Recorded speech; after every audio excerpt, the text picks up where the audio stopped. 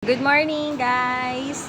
So, for today's video, samahan nyo ako, magre-repat ako ng aking mga halaman. Pero, wala pa akong mga paso. So, magpapasama muna ako doon kay Daddy JP. Bibili tayo ng paso, ah. Samahan mo ko, ah. Hindi na, ikaw na rin magbabayad. Tara, guys, samahan nyo kami. Bibili tayo ng mga paso. Ayan na, papunta na po kami sa bilihan ng mga paso. Si Daddy JP mahahatching daw siya. Napigil tuloy kasi nag-record ako, nag-video ako. Samahan nyo kami, guys, hanap tayo ng mga bilihan ng paso. Malapit lang yun dito sa amin. Tara. Maganda nga ang panahon ngayon, makulimlim. So talagang maganda magtanim-tanim, 'di ba? Hindi masyado mainit, hindi masakit sa balat. So, samantalahin natin yung mga ganyang panahon. Pwede tayo magtanim-tanim. Ang bilihan ng mga paso. O, diba? Ang dadami, guys. Tara, punta tayo. Babain natin. Oh, ayan.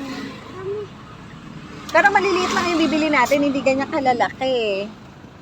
Oh. Yung ganitong size lang kailangan natin, 'di ba? Ito daw, guys, 20 pesos ang isa niyan. Tapos ganito, kukuha din tayo ng ganito. Ito ganitong size naman. Kuya, magkano to? 3 for 100. 3 for 100, 'di ba? Kukuha din tayo niyan.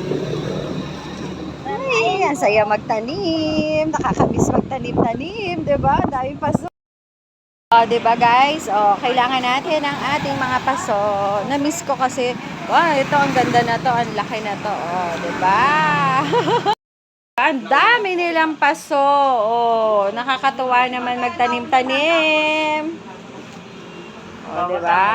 Pero konti lang yung bibili natin, guys. Kasi syempre, alam nyo na, bawal maging masyadong magastos, diba?